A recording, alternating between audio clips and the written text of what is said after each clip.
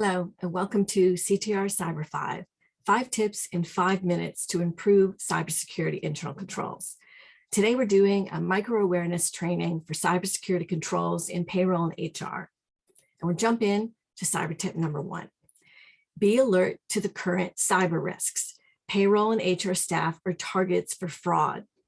If you have links that are coming in through emails or text, be suspicious. Pictures, logos, or links are littered with malware. So first validate it's a legitimate request or don't click on a link. Web pages also carry a lot of viruses and malware. Instead of using the link, validate by going to the official page. There are a lot of links that are spoofs and they're really not the official page. So be careful when you're surfing the web. Attachments, try to scan them before you open them. An easy way to do that is to create a folder on your desktop, save the attachment into the folder, and then run your virus scan on the folder. It's a quick way to do it. Your IT staff can also help you in scanning documents. Be careful of pictures or PDFs sent in text. Those are the newest way of getting malware onto your phone, your tablet, or your PC. Office 365, DocuSign, Adobe Sign are examples of pages that can be spoofed, which means they appear to be legitimate, but they're going to ask you to sign in with your credentials. Make sure it really is a legitimate request, and you talk to the person who sent it to make sure they actually sent it. Imposters are getting really good at pretending they're employees or payroll staff. So be careful of phone calls that are coming in that try to change direct deposits or other benefits. And during the holiday season, there's a huge increase in fraud attempts, especially for redirecting money. Cyber tip number 2, never make changes without validating the requester and the request.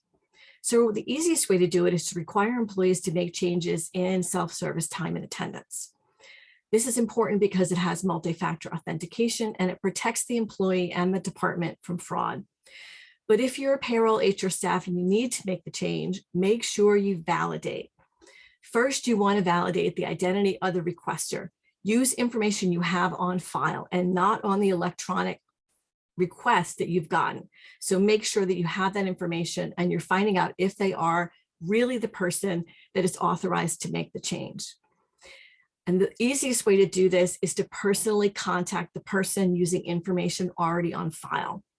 Another new way, because of the pandemic, that people are trying to validate since we're not in the office is using Zoom or FaceTime or Teams. So you can call and see the employee. If you don't know them, you can look at their employee ID or their driver's license. And also scan or validate any attachments that they send to you or links before you open them. Cyber tip number 3. It's really important for payroll and HR staff to follow privacy rules and security protocols, which means you have to securely store data both in transit and in rest. So never transmit PII or sensitive or confidential HR information through email or any data sharing platforms. A lot of folks are using OneDrive or SharePoint unless it's encrypted or password protected. It's not enough just to have it on the folder. It has to be by the file. Also, sensitive documents must be stored securely. Again, password protected or encrypted and not left on data sharing platforms. A lot of data sharing platforms have information only available for 30, 60, or 90 days, and then they delete them. So be careful that you know what the rules are if you're using these platforms. And you should retain multiple backups in different mediums of official records in an accessible format. So see your records retention rules on that. Cyber tip number 4, be a superstar cyber telework warrior. What does that mean? Strong password management. Change your passwords routinely, both at work and at home. It's usually 30 to 45 days, and that's going to protect a lot of your accounts. Long and strong passwords and passphrases. And try to get them to be 16 characters with capitals and lowercase letters, symbols, and numbers. Don't reuse passwords or portions of passwords for multiple accounts. With artificial intelligence, they can do searches and guess your password.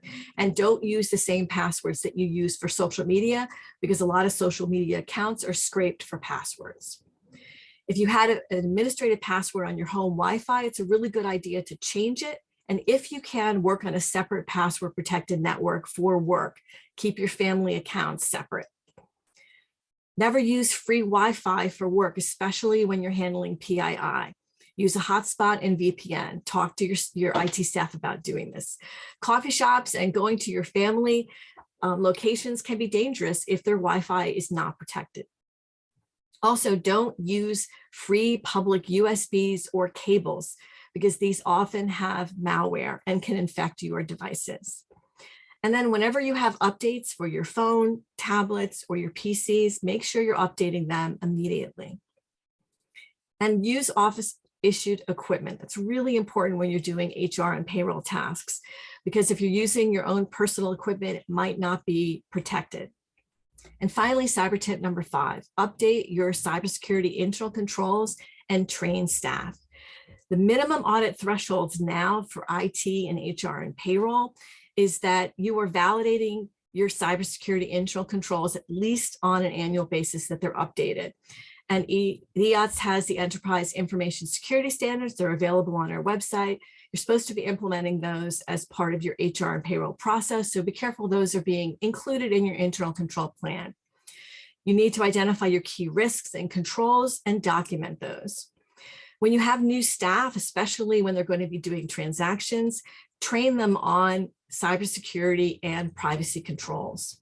Have periodic refresher trainings and reminders, and test your controls and staff compliance so that those are implemented, and when you're audited, they see that you're doing a good job with those controls. Again, if you have any issues of suspicious fraud attempts, please contact your manager and the CTR payroll staff. You can also report suspicious incidents to CTR emergency notification at mass.gov, and we can assist you with those. For more information on cybersecurity internal controls, check out our CTR cyber page at ma.comptroller.org/CTR cyber. Thanks again for watching, and good luck. We'll see you soon.